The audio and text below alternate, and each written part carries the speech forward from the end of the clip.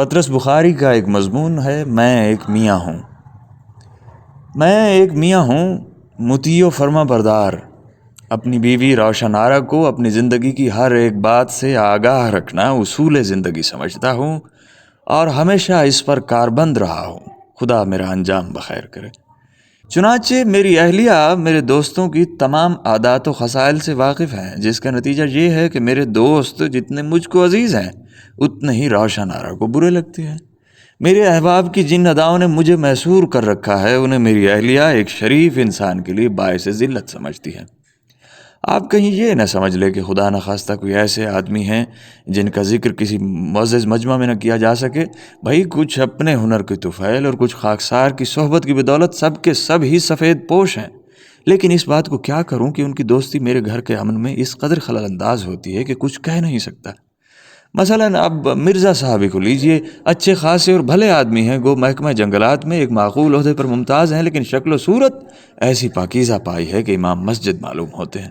جوا وہ نہیں کھیلتے، گلی ڈنڈے کا ان کو شوق نہیں، جیب کترتے ہوئے کبھی وہ نہیں پکڑے گئے، البتہ کبوتر پال رکھے ہیں، انہی سے جی بہلاتے ہیں۔ ہماری اہلیہ کی یہ کیفیت ہے کہ محلے کا کوئی بدمعاش جوئے میں قید ہو جائے تو اس کی ماں کے پاس ماتم پرسی تک کو چلی جاتی ہیں، گلی ڈنڈے میں کسی کی آنکھ پھوٹ جائے تو مرہم پٹی کرتی رہتی ہیں، کوئی جیب کترا پکڑا جائے تو گھنٹوں آنسو بہاتی رہتی ہیں، لیکن وہ بزرگ جن کو دنیا بھر کی زبان مرزا صاحب کہتے تھکتی ہے وہ ہمارے گھر میں موئے کبوتر باز کے نام سے یاد کیے جاتے ہیں۔ کبھی بھولے سے بھی میں آسمان کی طرف نظر اٹھا کر کسی چیل، کوے، گدھ، شکرے کو دیکھنے لگ جاؤں تو روشن آرا کو فوراً خیال ہو جاتا ہے کہ بس اب یہ بھی کبوتر باز بننے لگا۔ اس کے بعد مرزا صاحب کی شان میں ایک قصیدہ شروع ہو جاتا ہے، بیچ بیچ میں میری جانب گریز، کبھی لمبی بحر میں کبھی چھوٹی بحر میں۔ ایک دن جب یہ واقعہ پیش آیا تو میں نے مصمم ارادہ کر لیا کہ اس مرزا کم بخت کو کبھی پاس نہ پھٹکنے دوں گا۔ آخر گھر سب سے مقدم ہے، بیوی کے باہمی اخلاص کے مقابلے میں دوستوں کی خوشنودی کیا چیز ہے؟ چنانچہ ہم غصے میں بھرے ہوئے مرزا صاحب کے گھر گئے، دروازہ کھٹکھٹایا، کہنے لگے اندر آ جاؤ۔ ہم نے کہا نہیں آتے، تم باہر آؤ۔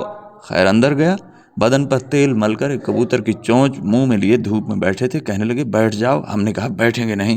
آخر بیٹھ گئے۔ معلوم ہوتا ہے ہمارے تیور کچھ بگڑے ہوئے تھے۔ مرزا بولے کیوں بھائی، خیر باشد؟ میں نے کہا کچھ نہیں۔ کہنے لگے اس وقت کیسے آنا ہوا؟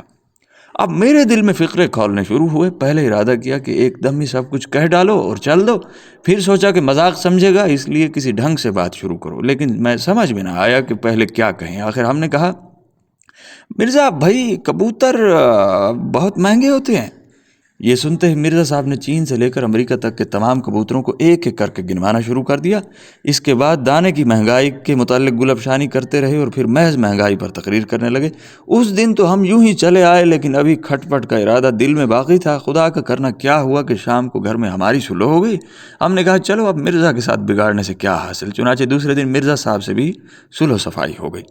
لیکن میری زندگی تلخ کرنے کے لیے ایک نہ ایک دوست ہمیشہ کارآمد ہوتا ہے۔ ایسا معلوم ہوتا ہے کہ فطرت نے میری طبیعت میں قبولیت اور صلاحیت کوٹ کوٹ کر بھر دی ہے، کیونکہ ہماری اہلیہ کو ہم میں ہر وقت کسی نہ کسی دوست کی عادات قبیح کی جھلک نظر آتی رہتی ہے، یہاں تک کہ میری اپنی ذاتی شخصی سیرت بالکل ہی ناپید ہو چکی ہے۔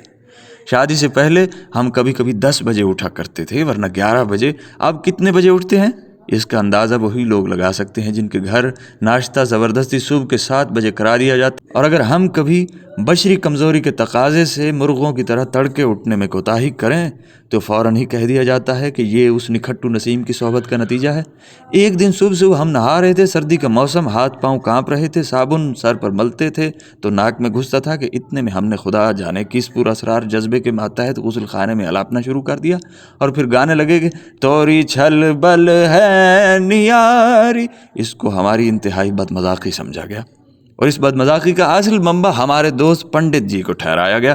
لیکن حال ہی میں مجھ پر ایک سانحہ گزرا ہے کہ میں نے تمام دوستوں کو ترک کر دینے کی قسم کھا لی ہے۔ 3-4 دن کا ذکر ہے کہ صبح کے وقت روشن آرا نے مجھ سے میکے جانے کے لیے اجازت مانگی۔ جب سے ہماری شادی ہوئی ہے روشن آرا صرف 2 دفعہ میکے گئی ہے، اور پھر اس نے کچھ سادگی اور عز سے کہا کہ میں انکار نہ کر سکا۔ کہنے لگی تو پھر میں 1:30 بجے کی گاڑی میں چلی جاؤں؟ میں نے کہا اور کیا۔ وہ جھٹ تیاری میں مشغول ہو گئی اور میرے دماغ میں آزادی کے خیالات نے چکر لگانے شروع کیے، یعنی اب بے شک دوست آئیں، بے شک ادھم مچائیں، میں بے شک گاؤں، بے شک جب چاہوں اٹھوں، بے شک تھیٹر جاؤں۔ میں نے کہا روشن آرا جلدی کرو نہیں تو گاڑی چھوٹ جائے گی۔ ساتھ اسٹیشن پر گیا۔ جب گاڑی میں سوار کرا چکا تو کہنے لگی، خط روز لکھتے رہیے۔ میں نے کہا، ہر روز؟ اور تم بھی؟ کھانا وقت پر کھا لیجئے گا، اور ہاں، دھلی ہوئی جرابیں اور رومال الماری کے نچلے خانے میں پڑے ہیں۔ اس کے بعد ہم دونوں خاموش ہو گئے اور ایک دوسرے کے چہرے کو دیکھتے رہے۔ اس کی آنکھوں میں آنسو بھر آئے، میرا دل بھی بےتاب ہونے لگا، اور جب گاڑی روانہ ہوئی تو میں دیر تک مبہوت پلیٹ فارم پر کھڑا رہا۔ آخر آہستہ آہستہ قدم اٹھاتا ہوا کتابوں کی دکان تک آیا اور رسالوں کے ورق پلٹ پلٹ کر تصویریں دیکھتا رہا۔ ایک اخبار خریدا، تہہ کر کے جیب میں ڈالا اور عادت کے مطابق گھر کا ارادہ کیا۔ پھر خیال آیا کہ اب گھر جانا ضروری نہیں رہا، اب جہاں چاہوں جاؤں، چاہوں تو گھنٹوں اسٹیشن پر ہی ٹہلتا رہوں۔ دل چاہتا تھا قلع بازیاں کھاؤں۔ کہتے ہیں جب افریقہ کے وحشیوں کو کسی تہذیب یافتہ ملک میں کچھ عرصہ رکھا جاتا ہے تو گو وہ وہاں کی شان و شوکت سے بہت متاثر ہوتے ہیں، لیکن جب واپس جنگلوں میں پہنچتے ہیں تو خوشی کے مارے چیخیں مارتے ہیں۔ کچھ ایسی ہی کیفیت میرے دل کی بھی ہو رہی تھی۔ بھاگتا ہوا اسٹیشن سے آزادانہ باہر نکلا، آزادی کے لہجے میں تانگے والے کو بلایا اور کود کر تانگے میں سوار ہو گیا۔ سگریٹ سلگا لیا، ٹانگیں سیٹ پر پھیلا دیں اور کلب کو روانہ ہو گیا۔ راستے میں ایک بہت ضروری کام یاد آیا۔ تانگا موڑ کر گھر کی طرف پلٹا، باہری سے نوکر کو آواز دی، امجد! حضور! دیکھو حجام کو جا کر کہہ دو کہ کل 11 بجے آئے۔ بہت اچھا۔ 11 بجے سن لیا، کہیں روز کی طرح پھر 6 بجے وارد نہ ہو جائے۔ بہت اچھا حضور۔ اور اگر 11 بجے سے پہلے آئے تو دھکے دے کر باہر نکال دو۔ یہاں سے کلب پہنچے، آج تک کبھی دن کے 2 بجے کلب نہ گیا تھا۔ اندر داخل ہوا تو سنسان، آدمی کا نام و نشان تک نہیں۔ سب کمرے دیکھ ڈالے، بلیئرڈ کا کمرہ خالی، شطرنج کا کمرہ خالی، تاش کا کمرہ خالی، صرف کھانے کے کمرے میں ایک ملازم چھریاں تیز کر رہا تھا۔ اس سے پوچھا، کیوں بے آج کوئی نہیں آیا؟ کہنے لگا، حضور آپ جانتے ہیں اس وقت بھلا کون آتا ہے۔ بہت مایوس ہوا، باہر نکل کر سوچنے لگا کہ اب کیا کروں، اور کچھ نہ سوجا تو وہاں سے مرزا صاحب کے گھر پہنچا۔ معلوم ہوا ابھی دفتر سے واپس نہیں آئے۔ دفتر پہنچا، دیکھ کر بہت حیران ہوئے۔ میں نے سب حال بیان کیا۔ کہنے لگے، تم باہر کے کمرے میں ٹھہرو، تھوڑا سا کام رہ گیا ہے، بس ابھی بھگتا کے تمہارے ساتھ چلتا ہوں۔ شام کا پروگرام کیا ہے؟ میں نے کہا، تھیٹر۔ کہنے لگے، بس بہت ٹھیک ہے، تم باہر بیٹھو، میں ابھی آیا۔ باہر کے کمرے میں ایک چھوٹی سی کرسی پڑی تھی، اس پر بیٹھ کر انتظار کرنے لگا اور جیب سے اخبار نکال کر پڑھنا شروع کر دیا۔ شروع سے آخر تک سب پڑھ ڈالا اور ابھی 4 بجنے میں 1 گھنٹہ باقی تھا۔ پھر سے پڑھنا شروع کر دیا، سب اشتہار پڑھ ڈالے اور پھر سب اشتہاروں کو دوبارہ پڑھ ڈالا۔ آخر کار اخبار پھینک کر بغیر کسی تکلف یا لحاظ کے جمائیاں لینے لگا، جمائی پہ جمائی، جمائی پہ جمائی، حتیٰ کہ جبڑوں میں درد ہونے لگا۔ اس کے بعد ٹانگیں ہلانا شروع کیں، لیکن اس سے بھی تھک گیا۔ پھر میز پر طبلے کی گتیں بجاتا رہا۔ بہت تانگ آ گیا تو دروازہ کھول کر مرزا سے کہا، ابے یار اب چلتا بھی ہے کہ مجھے انتظار ہی میں مار ڈالے گا، مردود کہیں کا، سارا دن میرا ضائع کر دیا۔ وہاں سے اٹھ کر مرزا کے گھر گئے۔ شام بڑے لطف میں کٹی۔ کھانا کلب میں کھایا اور وہاں سے دوستوں کو ساتھ لیے تھیٹر گئے۔ رات کے 2:30 بجے گھر لوٹے، تکیے پر سر رکھا ہی تھا کہ نیند نے بے ہوش کر دیا۔ صبح آنکھ کھلی تو کمرے میں دھوپ لہریں مار رہی تھی۔ گھڑی کو دیکھا تو 11:15 بجے تھے۔ ہاتھ بڑھا کر میز پر سے ایک سگریٹ اٹھایا اور سلگا کر تشتری میں رکھ دیا اور پھر اونگنے لگا۔ 11 بجے امجد کمرے میں داخل ہوا۔ کہنے لگا، حضور حجام آیا ہے۔ میں نے کہا، یہیں بلا لو۔ یہ عیش مدت بعد نصیب ہوا کہ بستر میں لیٹے لیٹے حجامت بنوا لیں۔ اطمینان سے اٹھے اور نہا دھو کر باہر جانے کے لیے تیار ہوئے، لیکن طبیعت میں وہ شگفتگی نہ تھی جس کی امید لگائے بیٹھے تھے۔ چلتے وقت الماری سے رومال نکالا تو خدا جانے کیا خیال دل میں آیا۔ وہیں کرسی پر بیٹھ گیا اور سودائیوں کی طرح اس رومال کو دیکھتا رہا۔ الماری کا ایک اور خانہ کھولا تو سردئی رنگ کا ایک ریشمی دوپٹہ نظر آیا۔ باہر نکلا، ہلکی ہلکی عطر کی خوشبو آ رہی تھی۔ بہت دیر تک اس پر ہاتھ پھیرتا رہا، دل بھر آیا۔ گھر سونا معلوم ہونے لگا۔ بہتیرا اپنے آپ کو سنبھالا، لیکن آنسو ٹپک ہی پڑے۔ آنسوؤں کا گرنا تھا کہ بےتاب ہو گیا اور سچ مچ رونے لگا۔ سب جوڑے باری باری نکال کر دیکھے، لیکن نہ معلوم کیا کیا یاد آیا کہ اور بھی بے قرار ہوتا گیا۔ آخر نہ رہا گیا، باہر نکلا اور سیدھا تار گھر پہنچا۔ وہاں سے تار کر دیا کہ میں بہت اداس ہوں، تم فوراً آ جاؤ۔ تار دینے کے بعد دل کو کچھ اطمینان ہوا۔ یقین تھا کہ روشن آ رہا اب جس قدر جلدی ہو سکے گا آ جائے گی۔ اس سے کچھ ڈھارس بندھ گئی اور دل پر سے جیسے ایک بوجھ ہٹ گیا۔ دوسرے دن دوپہر کو مرزا کے مکان پر تاش کا مارکا گرم ہونا تھا۔ وہاں پہنچے تو معلوم ہوا کہ مرزا کے والد سے کچھ لوگ ملنے آئے ہیں، اس لیے تجویز یہ ٹھہری کہ یہاں سے کسی اور جگہ سرک چلو۔ ہمارا مکان تو خالی تھا ہی، سب یار لوگ وہیں جمع ہوئے۔ امجد سے کہہ دیا گیا کہ حقے میں اگر ذرا بھی خلل واقع ہوا تو تمہاری خیر نہیں، اور پان اس طرح سے متواتر پہنچتے رہیں کہ بس تانتا لگ جائے۔ اب اس کے بعد کے واقعات کو کچھ مرد ہی اچھی طرح سمجھ سکتے ہیں۔ شروع میں تو تاش باقاعدہ اور باضابطہ ہوتا رہا، جو کھیل بھی کھیلا گیا بہت ہی معقول طریقے سے قواعد و ضوابط کے مطابق اور متانت و سنجیدگی کے ساتھ، لیکن 1-2 گھنٹے کے بعد کچھ خوش طبعی شروع ہوئی۔ یار لوگوں نے ایک دوسرے کے پتے دیکھنے شروع کر دیے۔ یہ حالت تھی کہ آنکھ بچی نہیں اور ایک آدھ کام کا پتہ اڑا نہیں، اور ساتھ ہی قہقہ پر قہقہ اڑنے لگا۔ 3 گھنٹے کے بعد یہ حالت تھی کہ کوئی گھٹنا ہلا ہلا کر گا رہا ہے، کوئی فرش پر بازو ٹیکے بجا رہا ہے، کوئی تھیٹر کا ایک آدھ مذاقیہ فقرہ لاکھوں بار دہرا چکا ہے، لیکن تاش برابر ہو رہا ہے۔ تھوڑی دیر کے بعد دھول دھپا شروع ہوا۔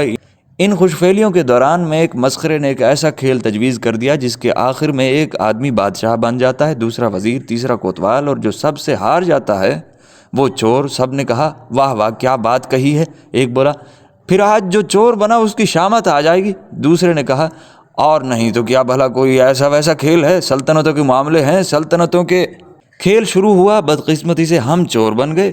طرح طرح کی سزائیں تجویز ہونے لگیں۔ کوئی کہے ننگے پاؤں بھاگتے ہوئے جائیے اور حلوائی کی دکان سے مٹھائی خرید کر لائیے۔ کوئی کہے نہیں حضور سب کے پاؤں پڑیے اور ہر ایک سے 2 چانٹے کھائیے۔ دوسرے نے کہا نہیں صاحب ایک پاؤں پر کھڑا ہو کر ہمارے سامنے ناچیے۔ آخر میں بادشاہ سلامت بولے ہم حکم دیتے ہیں کہ چور کو کاغذ کی ایک لمبوتری نوکدار ٹوپی پہنائی جائے اور اس کے چہرے پر سیاہی مل دی جائے، اور یہ اس حالت میں جا کر اندر سے حقے کی چلم بھر کر لائے۔